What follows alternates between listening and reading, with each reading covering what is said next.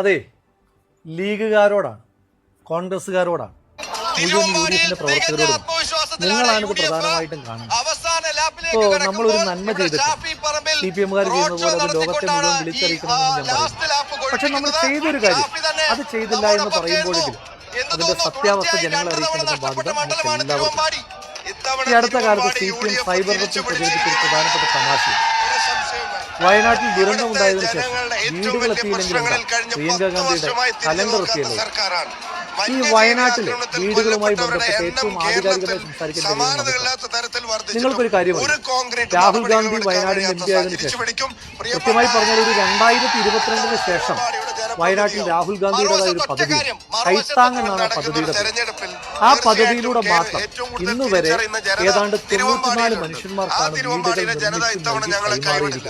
അവരെല്ലാം മനുഷ്യന്മാർ താമസിക്കുന്നുണ്ട്, സർക്കാരിന്റെ വീടുകൾ പോലെയാണ്.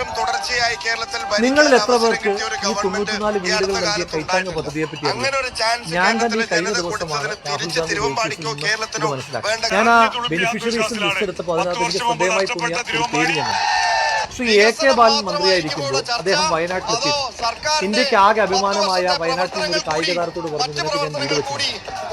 AK ബാലൻ അതങ്ങ് മറന്നുപോയി, കൊടിതട്ടിയൊക്കെ പോയി. പക്ഷെ രാഹുൽ ഗാന്ധി ഇതറിഞ്ഞിട്ട് അദ്ദേഹം വാക്കുമാറിയില്ല, വീട് വെച്ചു.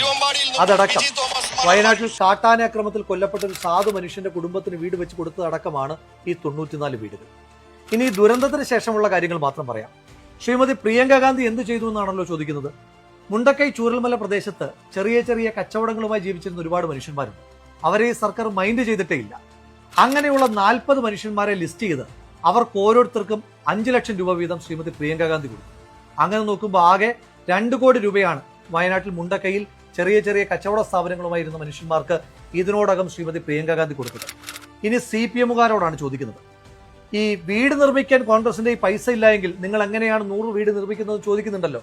ആ CPM-കാരോട് പറയുന്നു, 94 വീട് നിർമ്മിക്കാൻ രാഹുൽ ഗാന്ധി ഒരു മനുഷ്യന്റെ കയ്യിൽ നിന്നെങ്കിലും 1 രൂപയെങ്കിലും പിരിച്ചിട്ടുണ്ട്.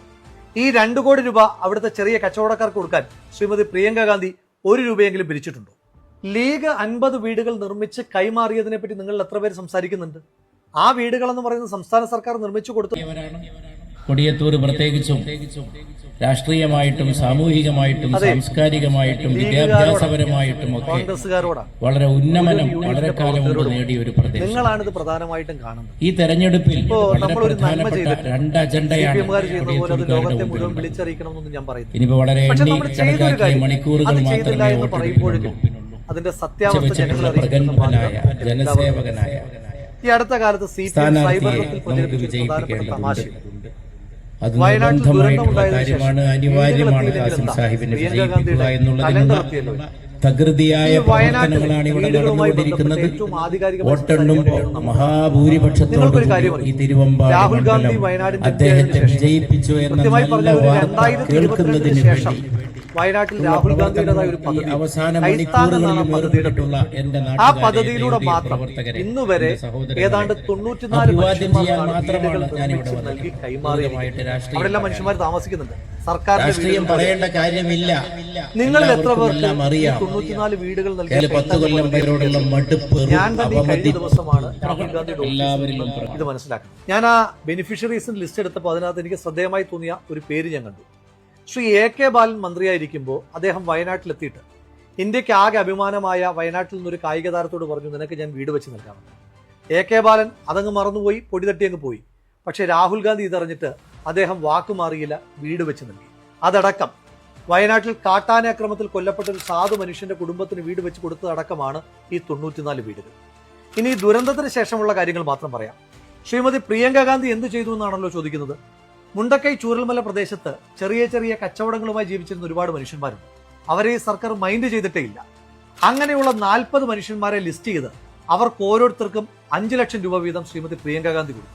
അങ്ങനെ നോക്കുമ്പോൾ ആകെ 2 കോടി രൂപയാണ് വയനാട്ടിൽ മുണ്ടക്കൈയിൽ ചെറിയ ചെറിയ കച്ചവട സ്ഥാപനങ്ങളുമായി